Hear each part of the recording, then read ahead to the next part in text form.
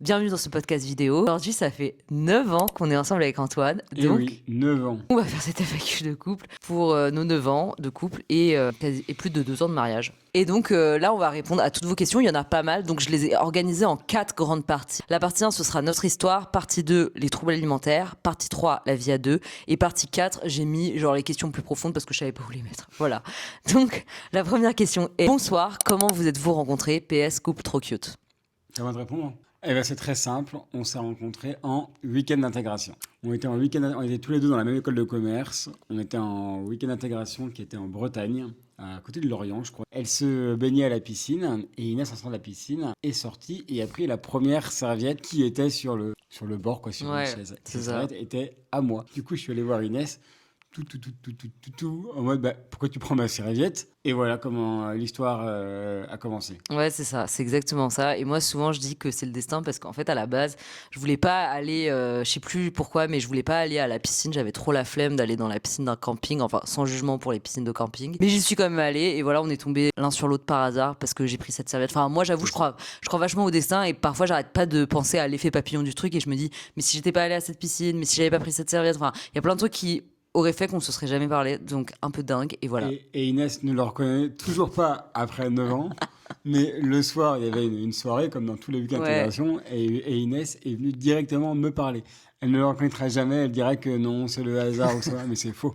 Elle m'a vu dans Oui. la salle et elle est venue directement Oui, vers mais moi je t'aurais pour pas me parlé. parler. Mais je t'aurais pas parlé s'il n'y avait pas eu le truc de la serviette avant. Bref, voilà. Depuis combien de temps êtes-vous mariés? Bon, ça, je l'ai déjà dit, ça fait plus de 2 ans. On s'est marié le 2 ans et 24. demi, ouais. Ouais, on s'est marié le 24 juin 2023. Comment s'est passée la demande en mariage? Eh bien, tu veux que je raconte? Comme tu C'est moi comptais, qui l'ai vécu, Et, mais vas-y. et tu peux compléter? Ouais, vas-y. Alors, ça se passait où? En Turquie, mais avant de monter en Turquie, il y a eu toute une préparation. Et j'ai la demi-sœur d'un très bon ami qui est gémologue, donc qui s'occupe des pierres précieuses. Et, quand j'ai commencé à penser tout ça en tête, je l'ai contacté, on a discuté, on a parlé de quelle pierre était la mieux. Moi, au départ, je partais plutôt sur une pierre genre type saphir ou rubis. Elle m'a fortement, elle m'a déconseillé, elle m'a dit non, pars plutôt sur un diamant. Enfin bref, il y a tout un process de création, de choix de la pierre, du dessin de la bague aussi, etc. Donc il y a vraiment eu enfin franchement, ça a duré, franchement, facilement, je pense 6 mois entre le premier contact que j'ai eu avec elle et la création de la bague, vraiment de rien, quoi. Enfin, on l'a vraiment créé ensemble. Et puis après, donc, on était parti en Turquie, donc c'était pendant le confinement, enfin, pendant un des confinements. Ouais, Ça doit être en en 2021, je crois. fin septembre, je pense, Ouais. 2021. Et franchement, je pense que pour tous les mecs qui sont là, s'ils l'ont déjà fait, il y a un peu un stress de choisir le bon moment de tout ça. Enfin bref, j'avais la bague dans mon sac à dos pendant les 3 semaines de vacances toujours en me disant en mode il va y avoir un meilleur moment ou attends, faut attendre le coucher de soleil ou le lever de soleil. Et bref, et j'arrivais pas à me décider sûrement à cause un peu aussi de la peur, tu vois, de se dire il faut se Ouais. livrer pour la question, quoi. C'est quand même un grand moment. J'ai vraiment eu du mal à trouver le bon moment. Il y a plein de fois où je me rappelle, on était en Cappadoce, au lever de soleil, j'ai fait ah c'est le bon moment, mais on s'est fait attaquer par une troupe de chiens. Je me suis dit ça, c'est pas du tout le bon moment. Enfin bref, il y a eu un milliard de moments. Et on arrivait vraiment sur la fin du voyage. On était dans un hôtel vraiment qu'on vous recommande d'ailleurs, qui s'appelle Rose Pension. On baladait dans un ancien village grec abandonné, vraiment au fin fond de la montagne. On était vraiment seul au milieu de nulle part, au-dessus de la mer Méditerranée. Et là, j'étais un peu devant Inès. Et Inès me demande De de l'eau, l'eau, parce qu'on faisait une exactement. randonnée. C'est vrai que t'as pas expliqué, mais on faisait une randonnée. Oui, c'est Donc vrai. on était arrivé en haut et il faisait super chaud. J'avais hyper chaud et enfin soif. Et donc je t'ai demandé de l'eau et enfin moi je m'attendais à ce qu'il sorte une bouteille d'eau de son sac et en fait il a sorti. Gentil la bague. Ouais, voilà. Exactement. C'est assez fou.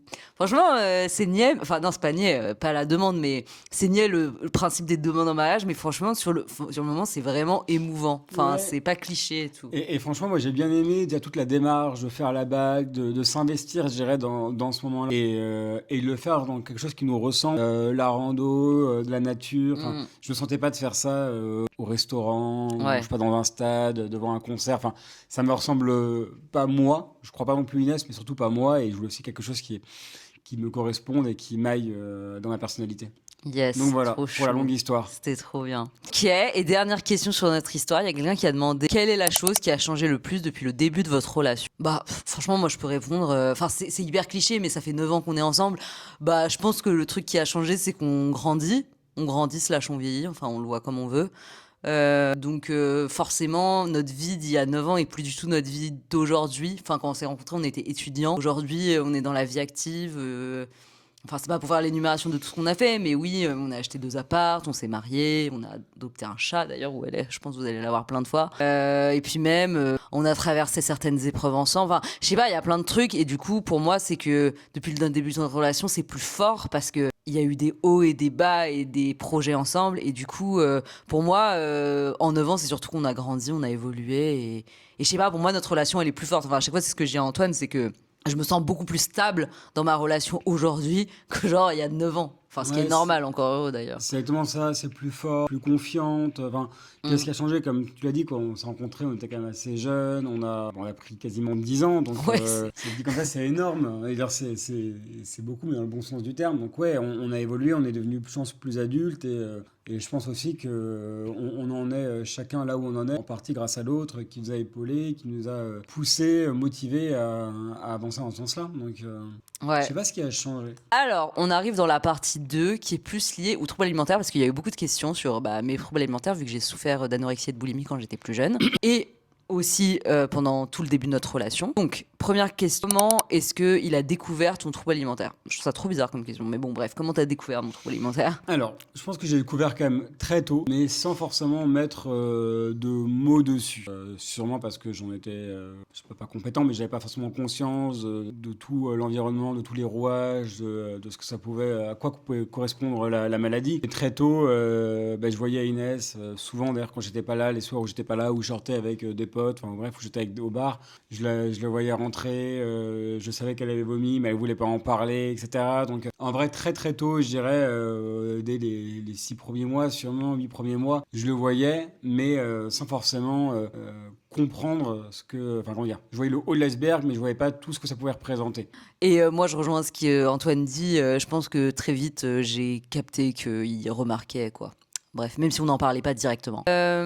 Comment avez-vous vécu cette période ensemble? Bah, c'est un peu ce que je disais juste avant. Je pense qu'en tout cas pour Inès, je la laisserai répondre. Mais pour moi, il y avait un côté un peu difficile où je voyais que elle allait pas bien. Je voyais qu'elle pouvait se faire vomir, ou ce genre de choses. Mais en même temps, elle était, je sais pas si le mot est bon, mais assez hermétique à la discussion. Et moi, ayant peu d'éducation sur le sujet, ayant pas forcément les bons mots, la bonne approche, tout ça, je me sentais encore plus désarmé face à ça parce que Inès n'était pas forcément ouvert au dialogue et moi, j'avais pas forcément je sais pas si c'est le bon comportement, la bonne approche en tout cas pour en discuter. Donc il y a vraiment des moments où c'était un peu difficile, où en se disant qu'est-ce que je peux faire, et en même temps je sentais inutile parce que je pense aussi que le chemin il est aussi à faire par Inès, et tant elle ne s'ouvrait pas au sujet, je pense pas qu'elle puisse, enfin qu'elle aurait pu, comment dire ça, se soigner en tout cas, enfin évoluer sur cette thématique. Ouais, je suis assez d'accord. En fait, enfin, c'est quand même un truc un peu compliqué à vivre en couple parce qu'en fait, mine de rien, enfin, moi, c'est ce que souvent je dis, c'est que pour moi, quand j'avais des troubles alimentaires, en fait, on vivait un peu à trois. Enfin, il y avait moi, mon trouble alimentaire et Antoine. Et c'est un peu compliqué parce que le trouble alimentaire, ça prend beaucoup de place dans la vie d'une personne malade et c'est compliqué d'en parler et déjà d'en parler, de trouver les mots pour en parler, mais surtout de demander de l'aide. Enfin, et puis même, en fait, je sais même pas s'il y a besoin de demander de l'aide parce que pour moi, c'est un truc à gérer avec soi-même. Et donc, c'est un peu comme toutes les maladies mentales. La personne, elle peut essayer d'être là pour vous et ça vaut pour toutes les maladies mentales, que ce soit troubles alimentaires, dépression, bipolarité, enfin, que sais-je. La personne, elle peut essayer d'être là pour vous et elle peut pas vous aider, elle peut pas vous sauver. C'est à vous de faire de faire les démarches pour aller mieux.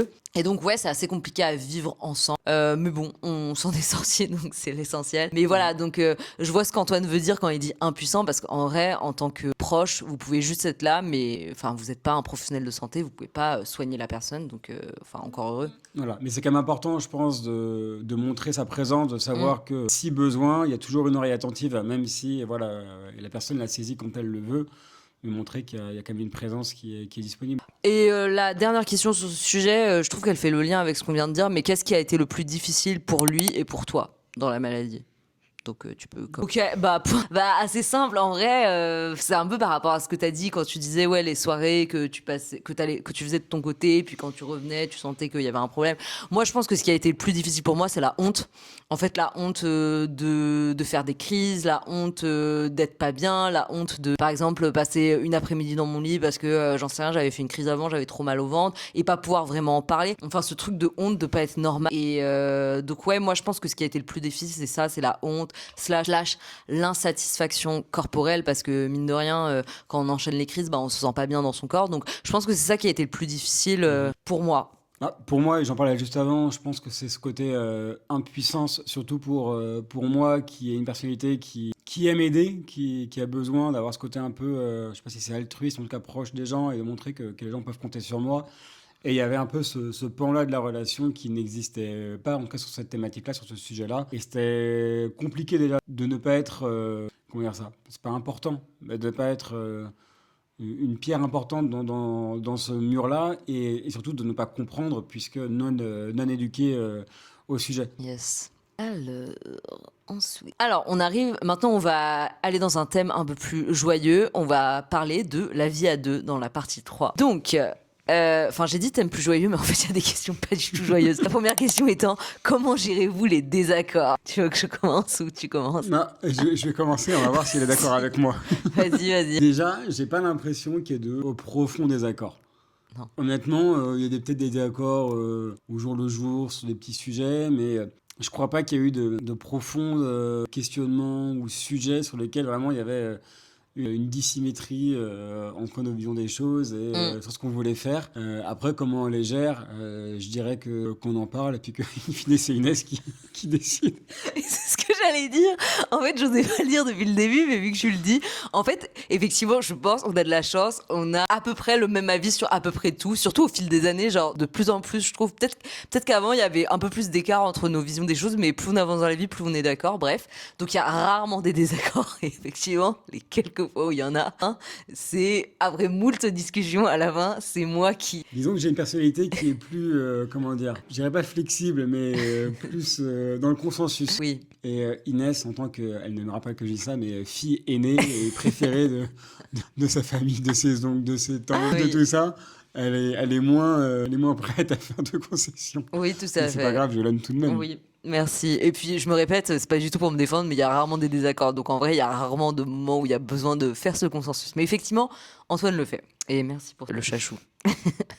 Alors, elle est mignonne cette question. Qu'est-ce que vous admirez le plus chez l'autre? Alors, moi, je peux commencer. Ce que Vas-y. je dis souvent en plus à Inès, c'est sa capacité à se réinventer. Alors, comme ça va pas forcément être parlant. Mais voilà, Inès, elle avait le travail salariat et elle se serait réinventée, elle sait s'investir.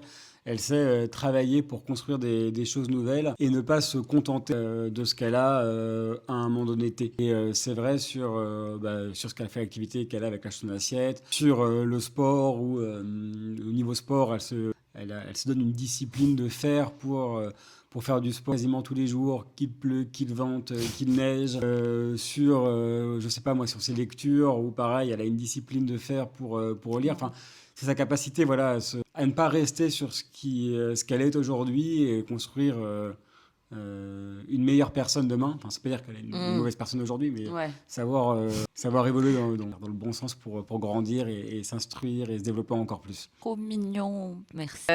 Et moi, waouh, enfin, désolée, je suis. Moi, ce que j'aime le plus chez Antoine, c'est un grand mot pour dire beaucoup de choses, mais franchement, je suis désolée, ce mot est très bullshit, mais je le pense très sincèrement. C'est, on va dire, son intelligence émotionnelle, mais de façon... Et son intelligence. En fait, son intelligence, je vais expliquer ce que je veux dire. Même si à chaque fois, il dit « Non, je suis pas plus intelligent qu'un autre. » Non, c'est la personne la plus intelligente que je connaisse. Donc, en gros, Antoine, c'est quelqu'un, par exemple, si jamais vous passez une soirée avec lui, il va s'intéresser à vous. Et je vous jure que dans le monde où on est aujourd'hui, il y a très peu de gens qui font ça. Donc déjà, c'est ce truc où il s'intéresse à vous. Et en fait, il s'intéresse à tout de manière générale. Il se renseigne sur plein de sujets. il lit beaucoup d'articles sur des choses, il regarde beaucoup de vidéos sur des choses. Il est vraiment curieux, et il est curieux de tout, des autres, de la vie, des sujets. Et il creuse les sujets. En fait, il est pas dans. C'est pour ça que je dis il a une vraie intelligence, c'est que il est pas dans une espèce de superficialité où il va dire des choses pour les dire. En fait, et je vais rajouter un autre truc, il a des convictions. Genre vraiment. Et moi, c'est quelque chose que j'admire beaucoup chez lui parce que moi, personnellement, même si peut-être qu'il va dire le contraire, mais je le sais, moi, à l'inverse, je trouve que je suis quelqu'un qui manque de conviction. J'ai du mal à avoir mon propre avis sur quelque chose. Je suis très influencée par des choses qu'on me dit, etc. Alors qu'Antoine, il a vraiment son avis sur un sujet. Bien sûr, il peut changer d'avis si, si jamais tu lui donnes des arguments pour. Mais voilà, il a une vraie intelligence, des vraies convictions. Et voilà, moi, je trouve que c'est sa plus grande qualité. Enfin, voilà. Merci. Quelle est la qualité que vous avez développée grâce à l'autre? Moi, je dirais, c'est peut-être plus d'empathie. Oh. Ouais, peut-être plus d'empathie. Peut-être que je m'étais forgé un masque, une carapace un peu plus dure que ce que je peux l'être. Et que Inès m'a permis je sais pas si c'est de fêler cette carapace-là, mais en tout cas de m'ouvrir plus à la sensibilité et à l'empathie envers autrui. Oh, oui, c'est vrai. Moi, en fait, c'est pour ça que j'ai eu du mal au début quand j'ai lu la question à répondre. C'est que, en fait, je sais pas si je l'ai plus développé, mais en tout cas, j'essaye. Enfin, je suis en cours de développement de cette qualité. Antoine, il y a quelque chose qui me reproche souvent, et je me le reproche aussi à moi-même, c'est le fait que je m'adapte trop aux gens, je me rends trop disponible pour les gens, je me fais trop influencer par les gens, et du coup, pour l'instant, je suis encore dans ça, mais je prends le point, purée, je suis désolée, je parle comme au boulot, mais je visualise ce qui me reproche là-dessus, et j'essaye vraiment de m'améliorer là-dessus, et j'essaye vraiment de faire des efforts ces derniers mois sur ce sujet. Et donc, je suis en bonne voie pour que ça devienne finalement une qualité, et que je fasse partie de cette grande catégorie des gens qui arrivent à poser leurs limites, à dire les choses, etc., comme le fait Antoine. Bien sûr, après on a chacun notre histoire, notre personnalité, et tout ça s'explique par ce qu'on a vécu, traversé. Et c'est pas un défaut ou une qualité, c'est juste un trait de personnalité en vrai. Oui, mais j'essaye en tout cas de Le mot défaut développer. est sûrement un peu dur en vrai. Oui. Oui, mais en tout cas, dans les qualités que j'ai développées grâce à toi, moi, c'est ce truc que j'essaye de développer en tout cas. Mais je sais pas sinon si j'ai développé des Après, choses. merci de m'apprendre des choses tous les jours, Inès. Trop chou. Alors ça, c'est une question très générique, mais votre secret pour durer 9 ans? Moi, je crois qu'il n'y a pas de secret. En fait, j'aime pas l'idée qu'il y ait un secret. Un secret, c'est j'ai trouvé la bonne recette et je sais pas comment dire ça. Ouais, comme s'il y avait une recette de cuisine qui suffisait de suivre. Je crois pas que ça soit aussi simple. C'est tous les jours. On a un peu parlé avec les dernières questions. C'est aussi savoir évoluer, savoir changer, savoir grandir avec l'autre et pas rester campé sur ce qu'on peut être à un moment donné. Je pense que c'est ultra important. Mm. Après, bien sûr, il y a la communication, mais je trouve que ne pas rester campé sur ses idées, je pense que c'est hyper important. J'ai l'impression que dans ma vision des choses, en tout cas, enfin, c'est quelque chose qui me bloquerait, moi, de voir quelqu'un qui reste campé je trouve plus le mot, c'est campé Position. sur ses positions. Merci. Campé sur ses positions. Je pense que ça me braquerait parce que c'est vraiment, je ne vis que pour moi et pas pour toi ou pour l'ensemble qu'on peut faire.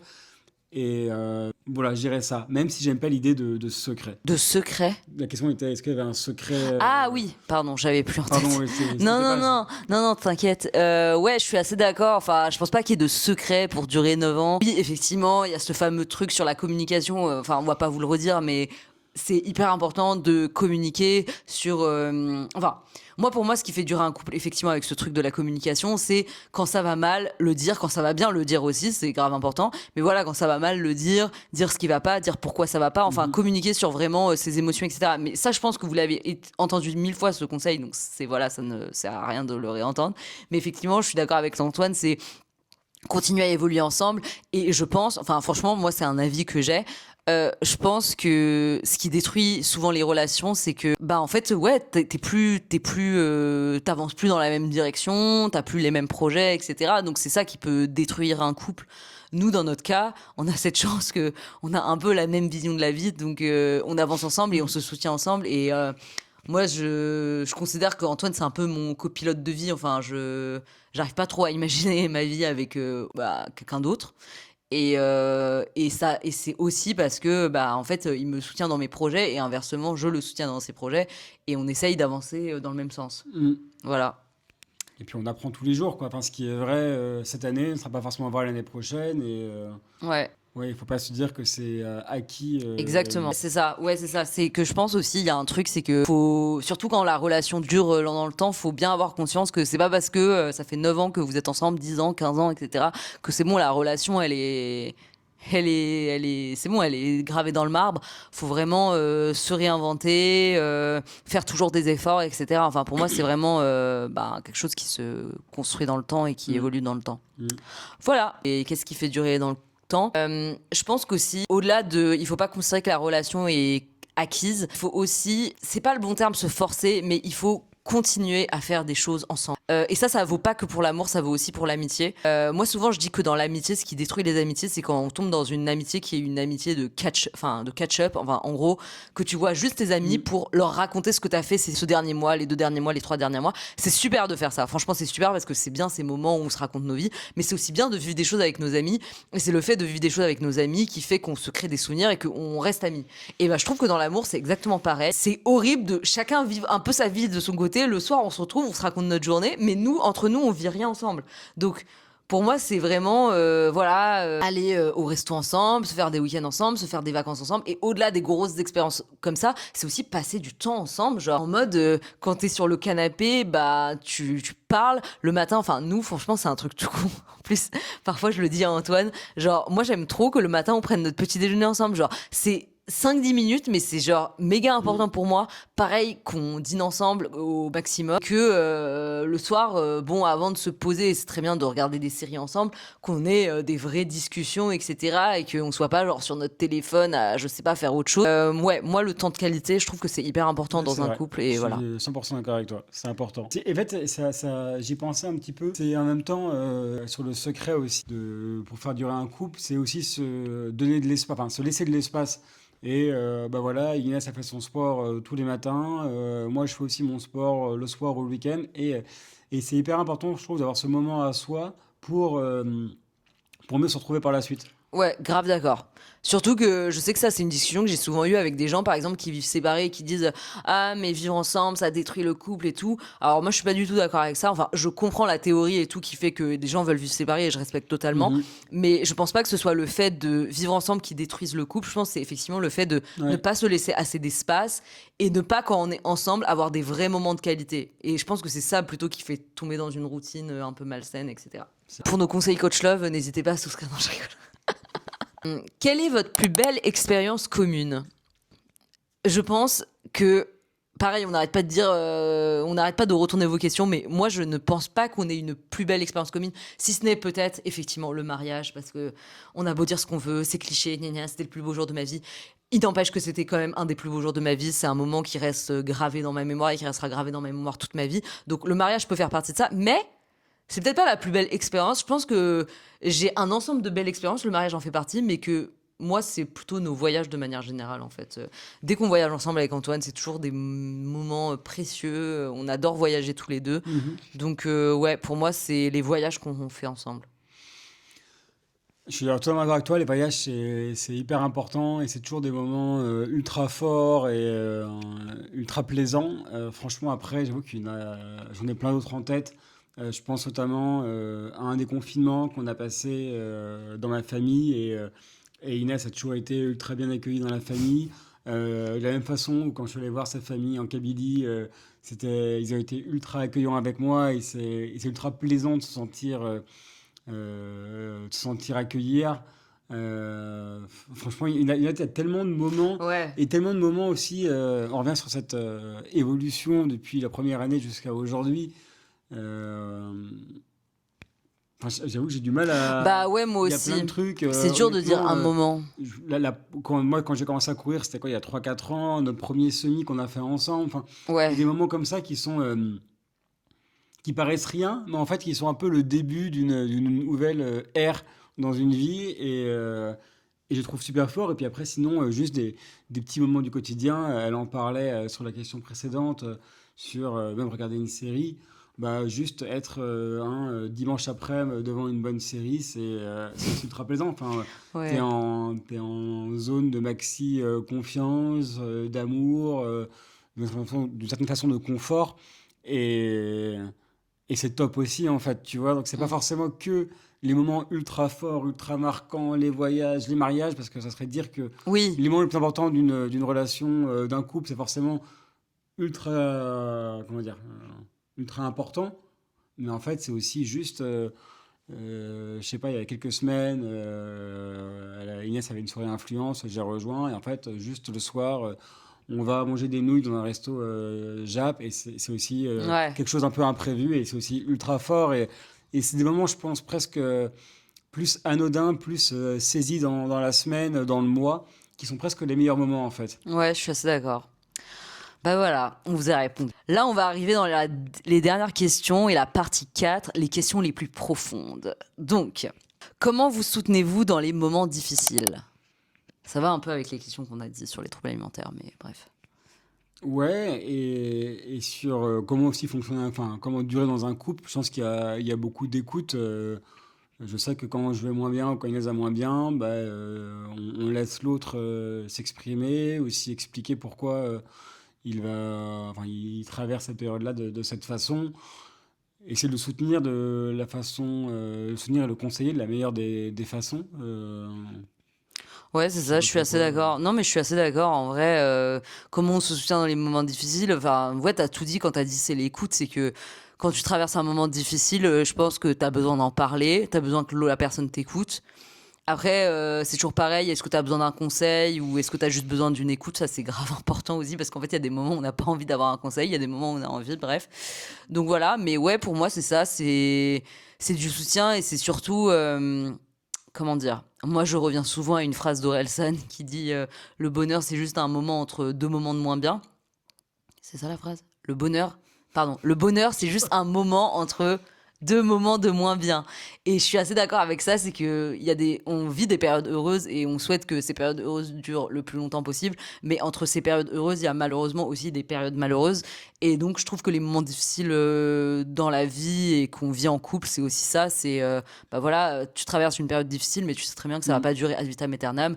Et l'autre est là pour te rappeler que ça ne va pas durer ad vitam aeternam. Et sur le temps que ça dure, et ben, la personne est là pour te soutenir. Ouais, et puis c'est pas, enfin, il y a relativiser, mais relativiser, ça sert, enfin, ça va pas résoudre Oui, 100% du problème. C'est aussi, voilà, te dire que tu es accompagné si tu as besoin d'aide, et puis ça peut aussi être des petits moments, enfin, je sais pas, plusieurs fois, je sais pas, Inès peut avoir une mauvaise journée, une journée longue, je sais qu'elle adore une certaine glace, bah, c'est ouais, juste se dire, bah, tiens, je vais aller acheter une glace, ouais, ouais, les petites ouais, attentions. des petites attentions comme ça, ou alors, comme ça peut paraître rien dans un moment Non, difficile ou difficile, enfin, grave ça peut être pas. plein de choses, moins difficiles.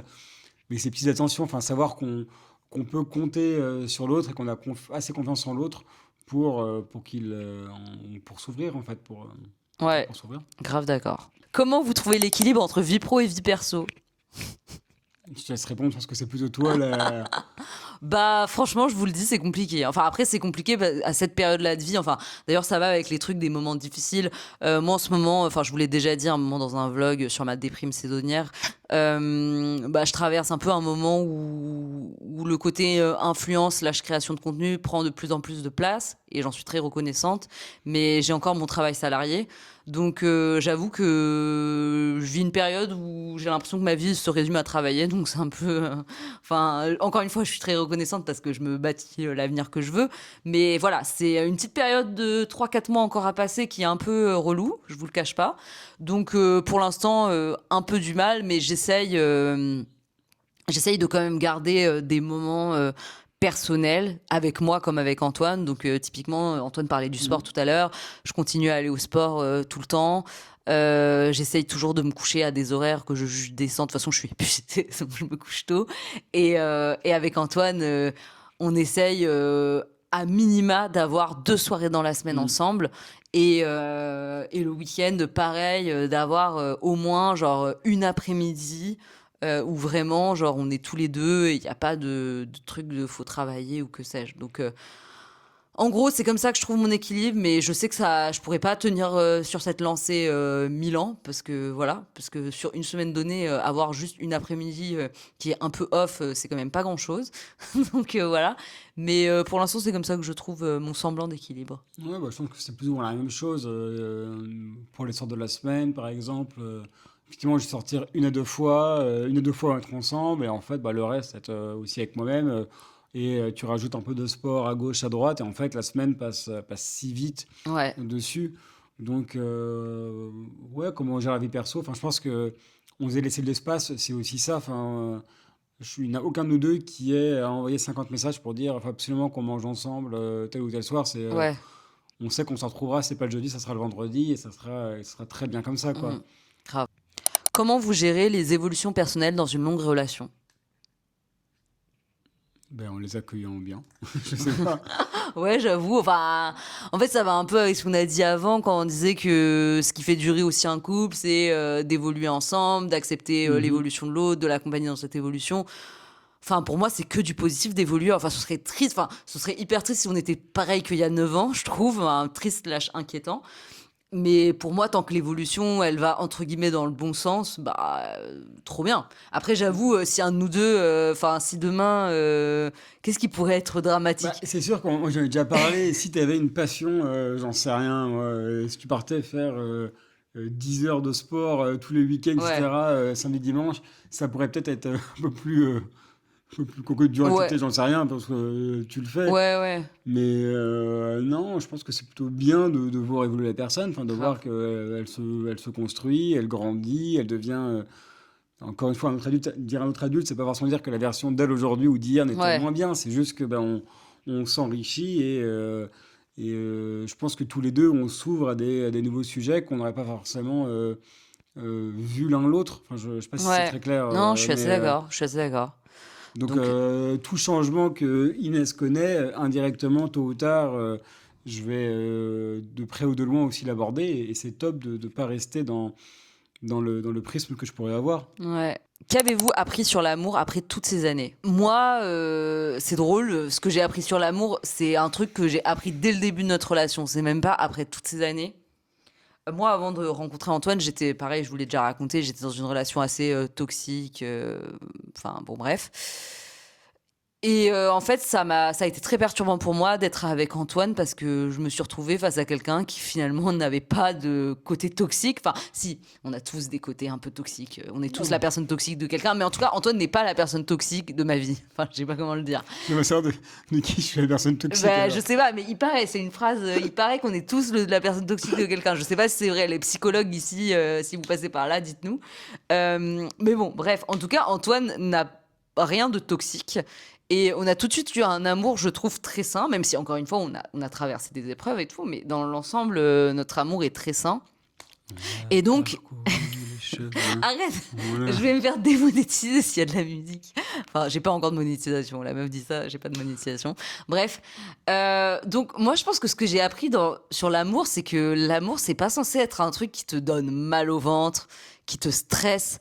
L'amour, oui, il y a des déconvenues, il y a des disputes, etc. Mais l'amour, c'est un truc normalement qui doit être assez simple en fait, assez, je sais pas. Donc moi c'est ça que ça m'a appris sur l'amour parce que je pense que j'avais une vision un peu fucked up de l'amour à cause de toutes les séries et films que j'ai regardés et à cause de cette relation précédente. Mais voilà, je saurais pas dire quoi de plus. Non, je suis assez d'accord. Je pense que l'amour, ça doit être assez simple, entre guillemets. Oui, tu dois comment dire, faire des efforts, évidemment, pour évoluer. Tout n'est pas toujours limpide, mais dans, honnêtement, 90% des cas, enfin du temps, pardon, 80% du temps, c'est assez simple en vrai. Ouais, Ça devrait pas être compliqué. Oui, il y a des engueulades sur quelques sujets, mais c'est pour mieux se reconstruire. Et ces engueulades, justement, elles sont là pour, je vais pas dire redresser la barre, mais pour remontrer le chemin que l'un ou l'autre ouais, souhaite prendre. Donc, ouais, qu'est-ce que j'ai appris?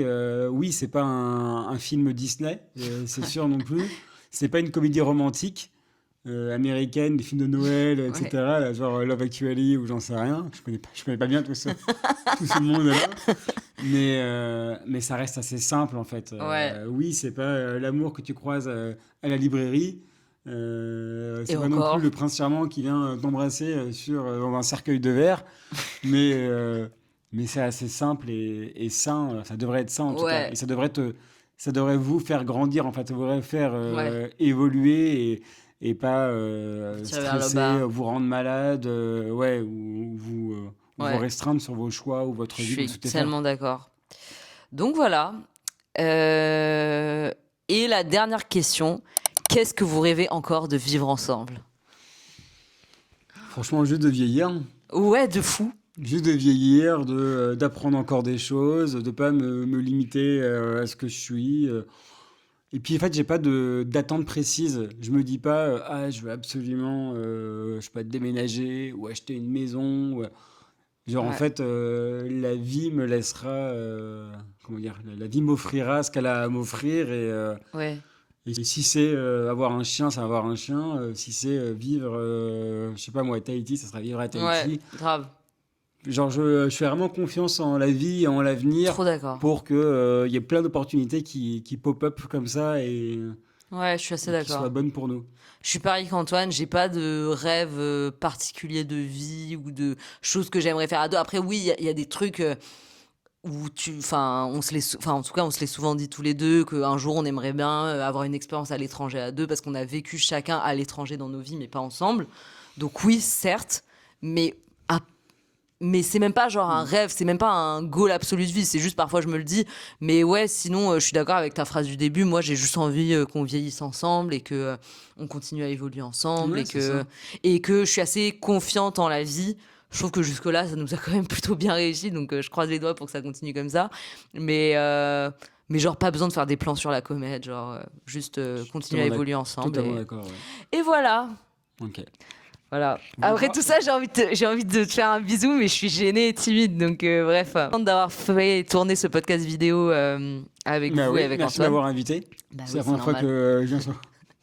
Et peut-être pas la dernière fois. Dites-nous d'ailleurs, dites-nous ce que vous en avez pensé. Soyez gentils avec Antoine. Et voilà, de toute façon, j'ai pas trop de doutes sur le fait que vous allez être gentil avec lui. Et c'est tout. Ça, c'est déjà bien long. Ça fait 45 minutes presque qu'on tourne. Donc, je vous donne rendez-vous dimanche prochain pour un nouveau podcast vidéo. Et abonnez-vous, commentez, likez, enfin, la totale. Voilà. Bis. Tchuss! Bisous.